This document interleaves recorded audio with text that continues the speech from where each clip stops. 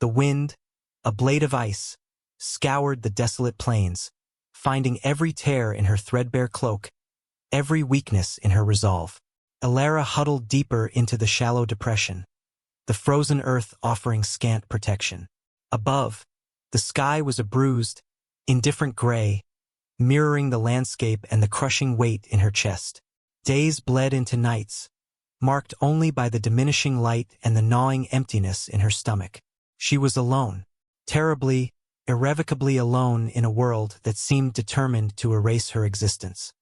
Her past was a tattered quilt of hasty departures and assumed names, each stitch a memory she buried beneath layers of silence.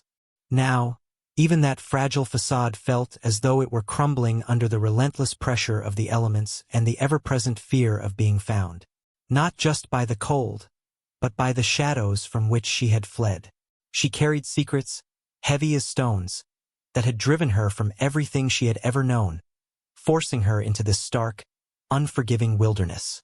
They were secrets that promised ruin if whispered aloud, secrets that had left her with nothing but the clothes on her back and a future as uncertain as the next sunrise.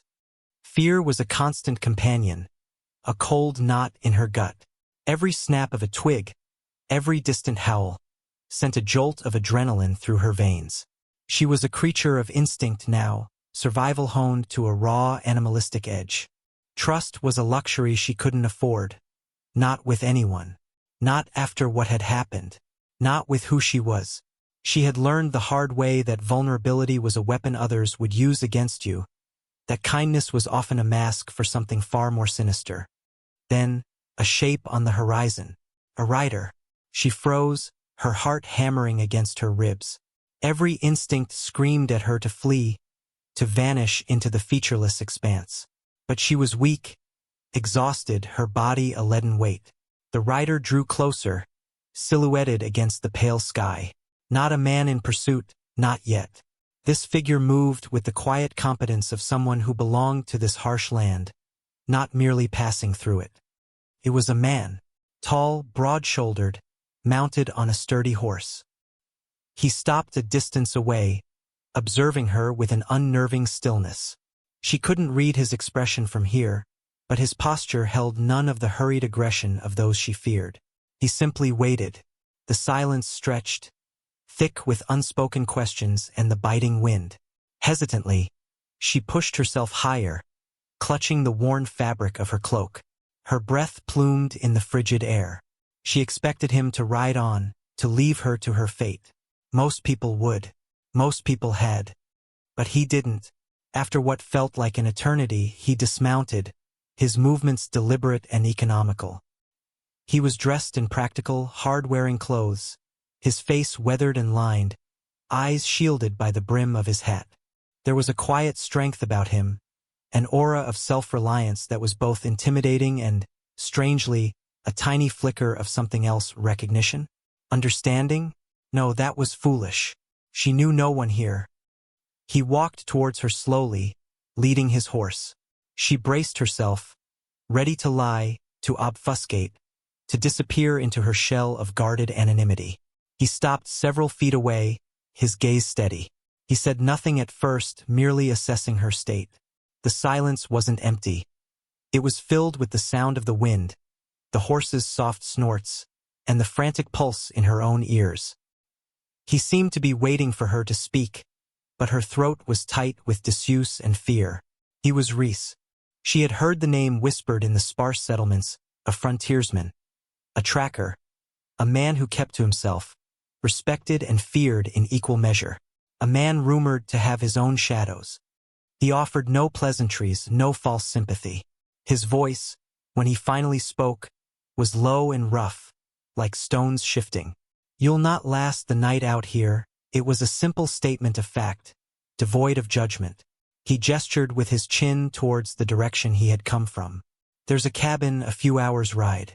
Empty, mostly. But shelter he didn't offer to take her, didn't offer help explicitly.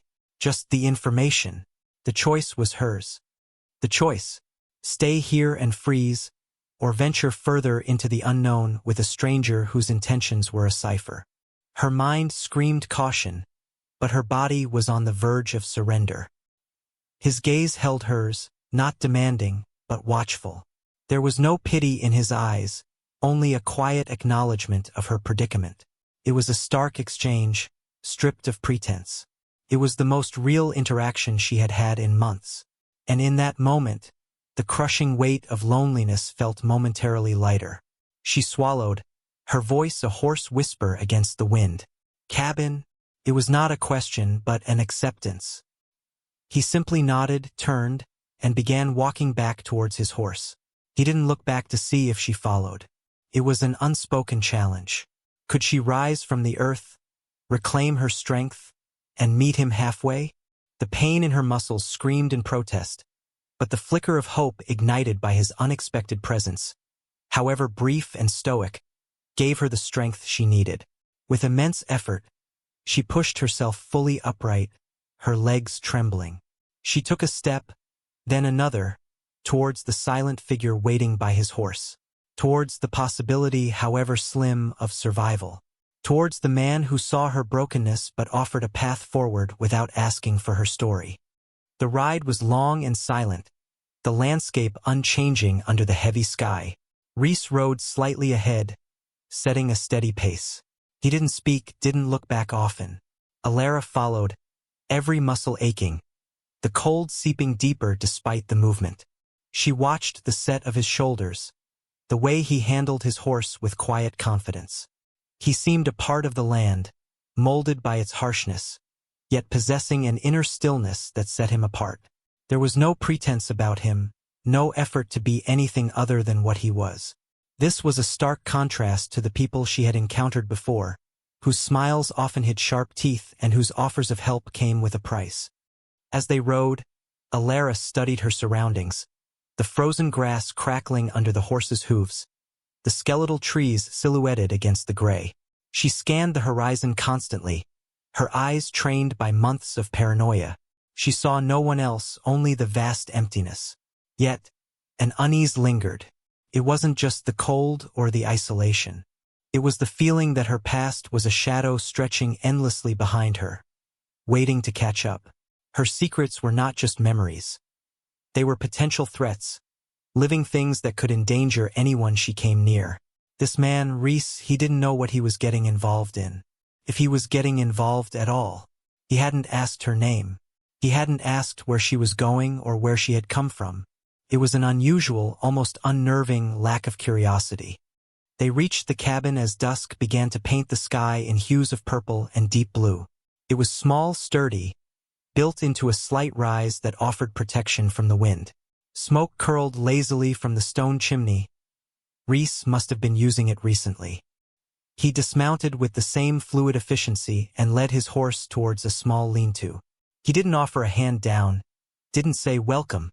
He simply went about his business, allowing her the space to see herself inside.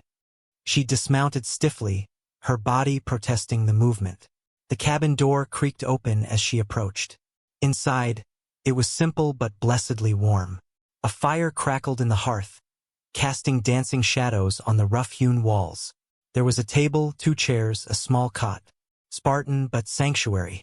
Reese entered a moment later, carrying a bundle of wood. He went straight to the hearth, adding more logs without a word. The silence stretched again, different from the silence outside. This one was contained, intimate, heavy with unspoken dynamics. She stood by the door, unsure of where to put herself, how to behave. He didn't look at her, his attention fixed on the fire. "There's water," he said eventually, his voice still low. He gestured with his head towards a bucket by the wall. "And some dried meat. Help yourself. Help yourself." Not an offer, not a command, but permission. A stark, simple gesture of hospitality with no strings attached, at least none that were immediately visible. She was wary, deeply wary. Every interaction she had ever had since her flight had been transactional, laced with suspicion. But hunger gnawed at her, a physical pain that momentarily overshadowed her fear. She moved to the bucket, dipping a tin cup and drinking slowly, the cool water a relief. Then she eyed the dried meat. It wasn't much, but it was food. She ate sparingly, watching him from the corner of her eye. He sat at the table, sharpening a knife, his movements precise and unhurried.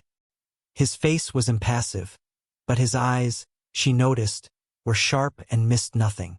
They met hers once, briefly, and in their depths, she saw a weariness that mirrored her own, perhaps, or something older, more profound. But there was no judgment, no invasive curiosity. He seemed to accept her presence without question, without needing an explanation. This lack of questions was more unsettling than interrogation. What did he know? What did he suspect? Was he simply a solitary man offering refuge without expectation?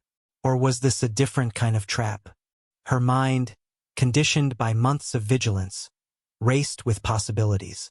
But her exhausted body yearned for rest, for warmth. She sank onto the cot, pulling her cloak tighter around her. He continued sharpening his knife, the rhythmic scraping the only sound besides the fire. She watched him until her eyelids grew heavy.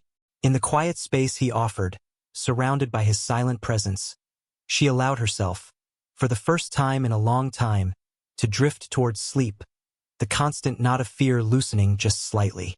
It was a fragile truce, built on the shared silence and the flickering firelight. Days turned into a week, then two, marked by the routine of their quiet coexistence. Alara helped with small tasks, tending the fire, gathering brush, keeping the small cabin tidy. Rhys hunted, trapped, maintained the cabin, his movements economical and skilled. They spoke little, a few words about the weather, the need for wood, the state of the trap lines.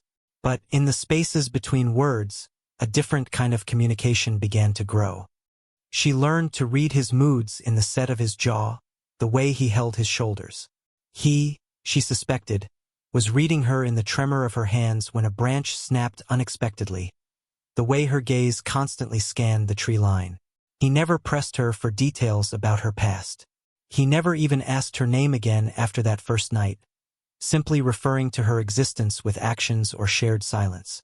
It was as if he understood that her anonymity was a shield, perhaps even a necessity. And by not asking, he granted her a fragile dignity she hadn't known she was craving. Her guard remained high, a lifetime habit impossible to shed. But the sharp edges of her fear began to soften around him. He wasn't kind in an effusive way. His kindness was practical, understated, ensuring there was always wood for the fire, leaving her the warmest spot by the hearth, sharing the meager food equally. He didn't pry, didn't judge. He simply existed alongside her, a quiet, steady presence in a chaotic world. One evening, a fierce storm raged outside, rattling the small cabin. Alara sat by the fire, the wind howling like a banshee. Rhys was mending a tear in his coat, his brow furrowed in concentration. The confined space felt smaller, the silence more profound. The storm seemed to strip away the veneer of ordinary existence, leaving only the raw vulnerability underneath. Hesitantly, she spoke, her voice barely above a whisper. They took everything. Rhys paused his mending, looking up. His gaze was steady, unreadable. He didn't ask who they were, or what everything entailed. He simply waited. "My home," she continued, the words tumbling out, hesitant at first, then gaining a quiet momentum fueled by the storm's fury. My life. They wanted something I had. Something valuable, she didn't specify what. She couldn't. Not yet. I ran. I couldn't let them have it. And I couldn't let them, she trailed off, a shudder running through her. So I ran. And I've been running ever since. He resumed his mending, the rhythmic pull of the needle the only sound. "Running keeps you alive," he said, his voice quiet. "For a time. But it doesn't let you live," she finished softly, the truth of it a heavy weight. "You just exist, always looking over your shoulder." He nodded slowly, acknowledging the truth in her words. He didn't share his own story, his own reasons for living a solitary life on the fringes. But his understanding was palpable, a silent bridge built between them in the storm-battered cabin. In that moment, something shifted. It wasn't a grand declaration or a sudden rush of emotion.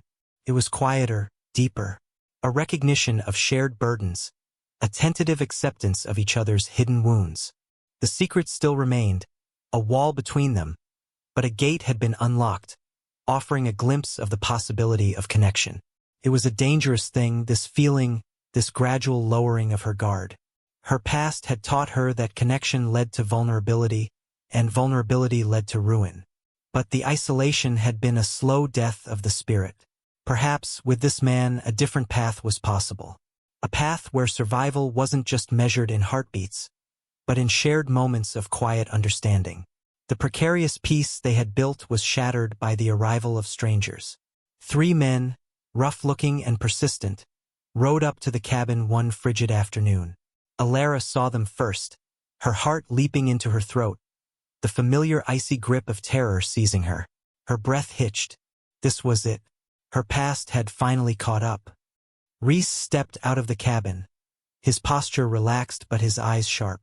He carried his rifle loosely. The men dismounted, their gazes sweeping over the cabin, then fixing on Alara, who stood frozen in the doorway.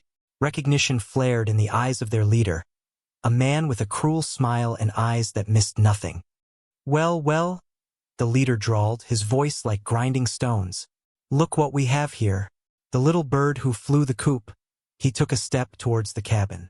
"We've been looking for you, girl. You took something that doesn't belong to you."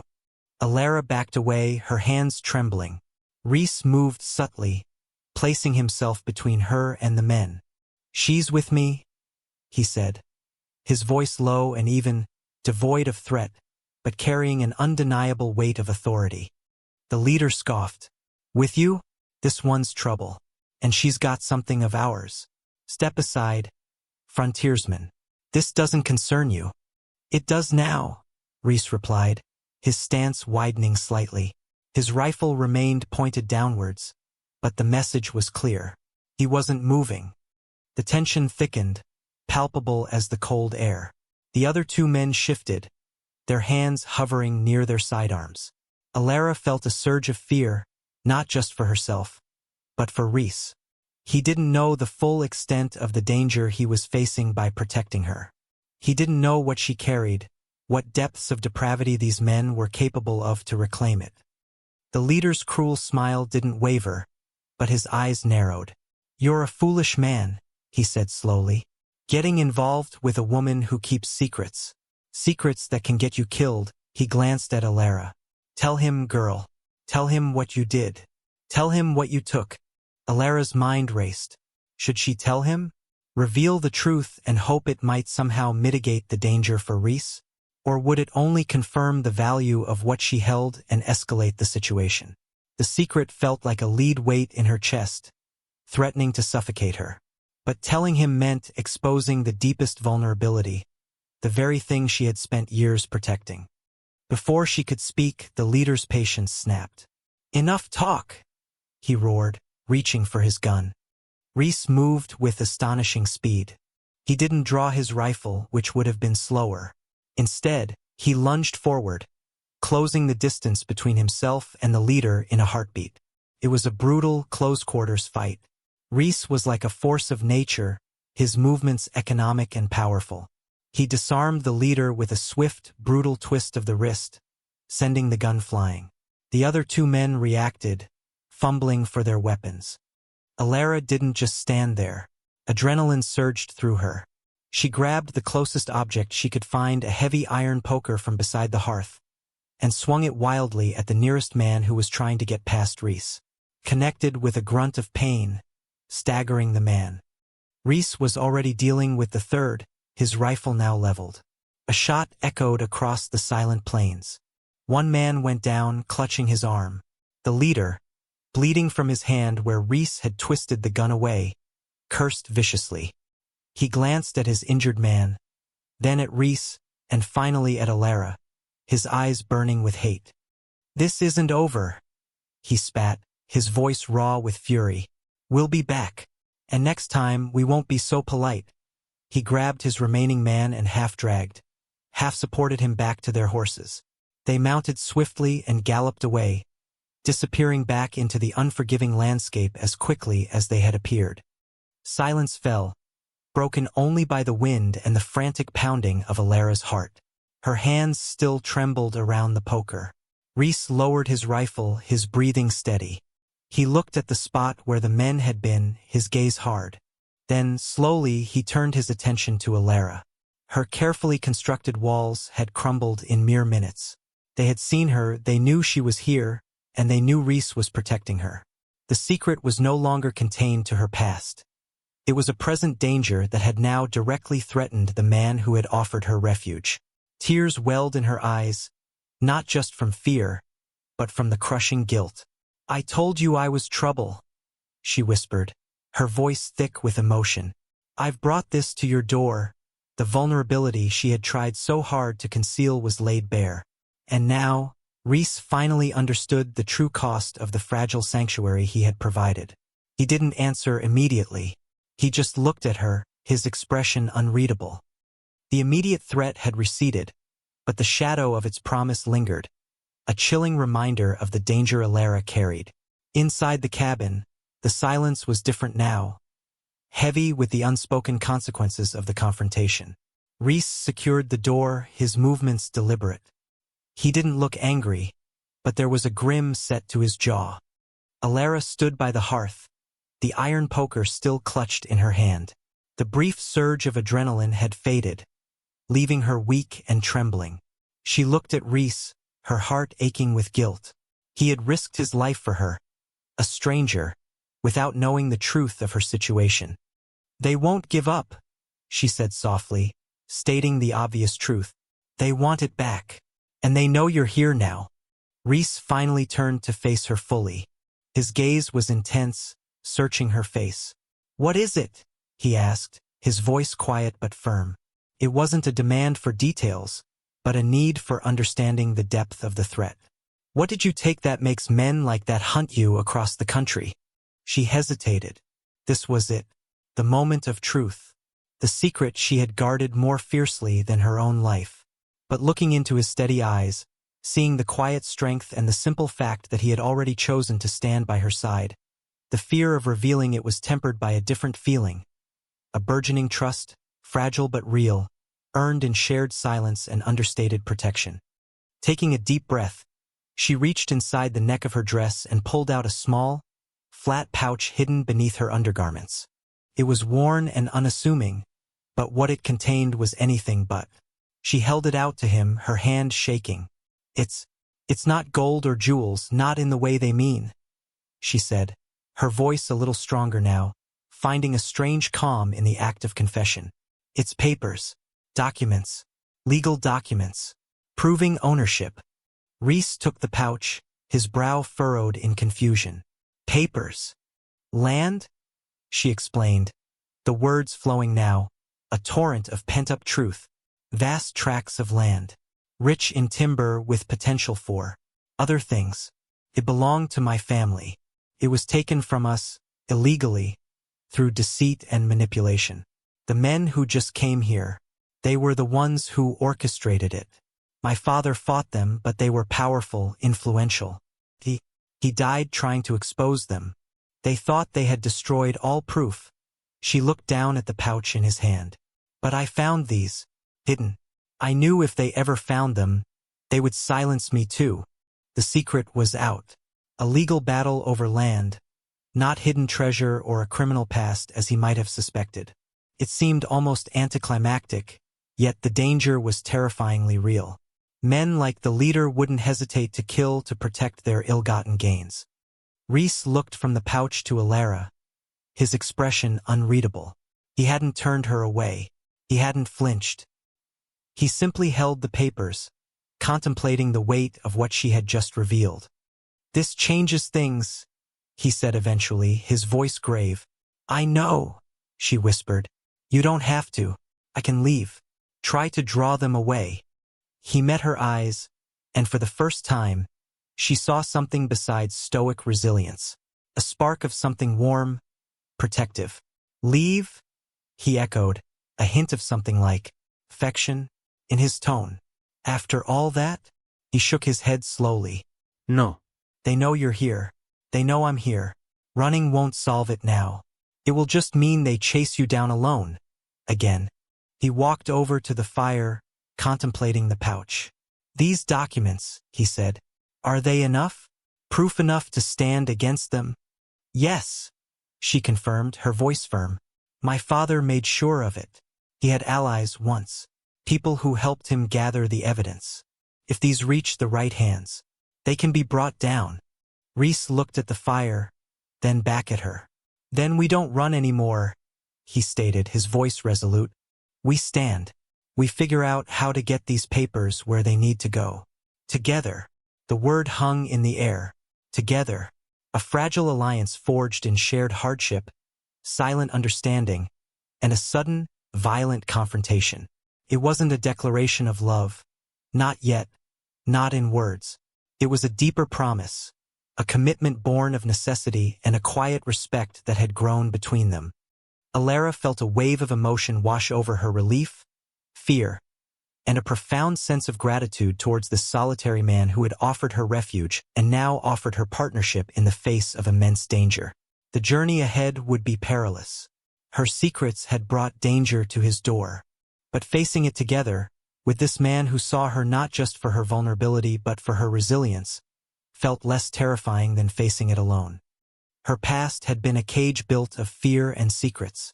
But in the quiet strength of Reese, in the simple word "together," she saw the possibility of a different future. Not just survival, but reclaiming what was lost, not just for herself, but for the memory of her father, and perhaps building something new in the vast, unforgiving landscape.